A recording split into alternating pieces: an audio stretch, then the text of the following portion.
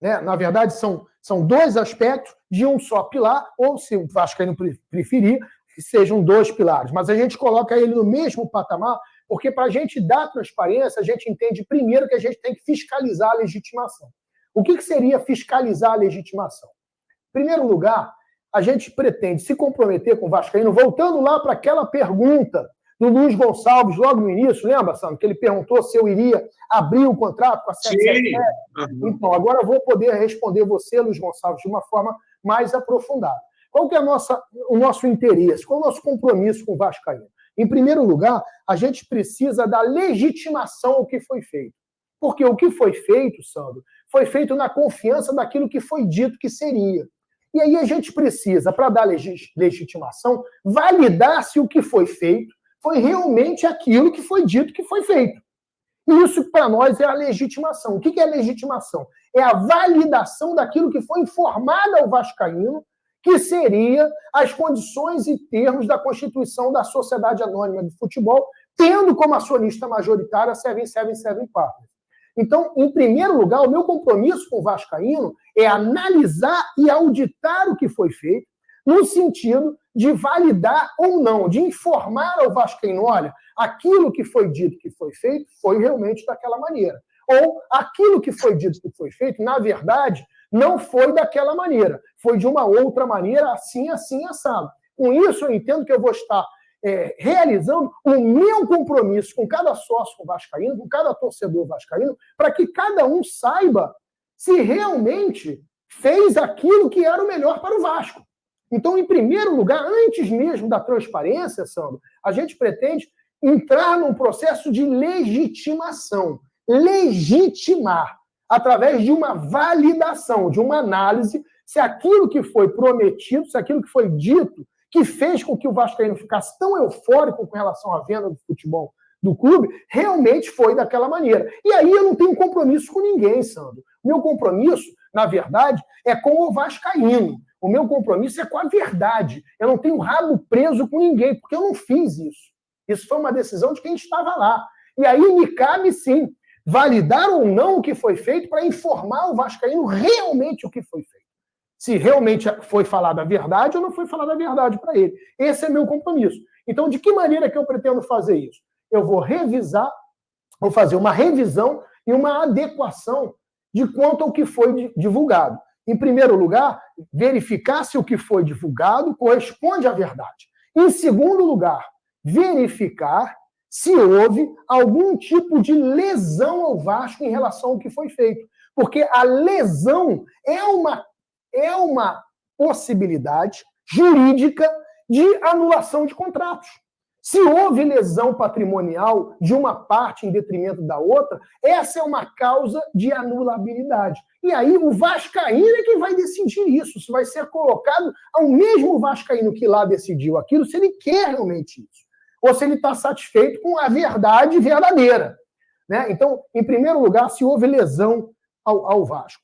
E, em segundo lugar, se esse contrato respeitou a chamada função social do contrato, que está lá no artigo 421 do Código Civil. Todo contrato no Brasil tem que ser feito respeitando a função social do contrato. Esse contrato está respeitando a função social? Está. Então, beleza. Então, ele passou pelo crivo da inexistência ou não de lesão, passou pelo crivo da existência ou não de função social do contrato. Uma vez analisado o contrato quanto à existência de lesão e quanto à existência de função social, nós vamos validar a juridicidade, a licitude desse contrato. Uma vez ele sendo lícito, nós vamos continuar investigando acerca daquilo que foi dito para o vascaíno que teria sido feito.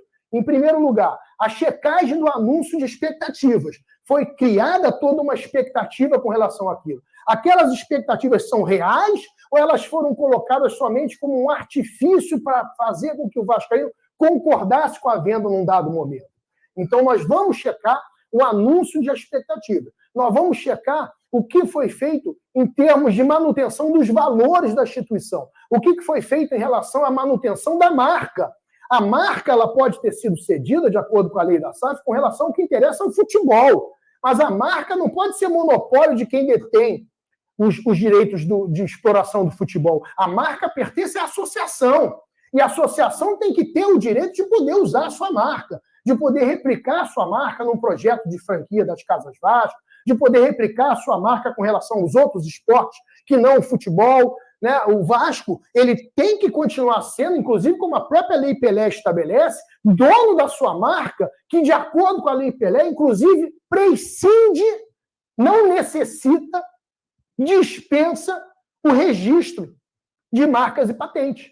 A marca pertence ao Vasco independente de registro, porque é o que está colocado na Lei Pelé em relação à proteção da marca de clubes de futebol. Então, nós temos que verificar de que maneira que estamos autônomos e independentes, porque se não tivermos, precisamos construir isso, né? Precisamos revisar esses conceitos, contratualmente falando, para que nós sejamos donos da nossa marca. E apenas licenciantes da nossa marca com relação aos direitos exploratórios do futebol especificamente. Mas a marca Vasco precisa continuar pertencendo ao Vasco. Ora, Sandro, se você olhar hoje, Sandro, o Vasco Associativo não tem redes sociais. Cadê o Instagram do Vasco Associativo? Não tem. O que é isso? Quer dizer, nós cedemos tudo, toda a nossa vida, toda a nossa glória, toda a nossa história. Uma coisa é ceder a exploração econômica do futebol. Outra coisa é ceder tudo. O que sobrou para o Vasco? A gente precisa entender isso. Precisa revalidar isso. Precisa colocar isso no eixo. E esse é meu compromisso com o Vascaíno e com o associado do Vasco. Né? Além disso, nós precisamos verificar a questão dos aportes. Né? De que maneira são feitos esses aportes, se esses aportes são receitas incrementais ou são realmente receitas externas, se esses aportes dependem de outros empréstimos, se esses aportes realmente estão sendo feitos e contabilizados da maneira adequada, se eles estão sendo feitos no tempo certo, de maneira a impedir que a gente subscreva novamente as ações em favor da associação. Nós precisamos realmente checar de A a Z, fazer um verdadeiro raio-x acerca da validação desse contrato com a SAF. Da mesma forma, a dívida. De que forma a dívida foi assumida? Foi realmente assumida? Ou apenas está se utilizando o regime centralizado de execução para fazer com que apenas a parte mínima das receitas garanta o pagamento dessa dívida? O que pode fazer com que o Vasco não consiga pagar 60% da dívida no prazo de 6 anos que a lei da SAF concede a quem usa do benefício do regime centralizado de execução.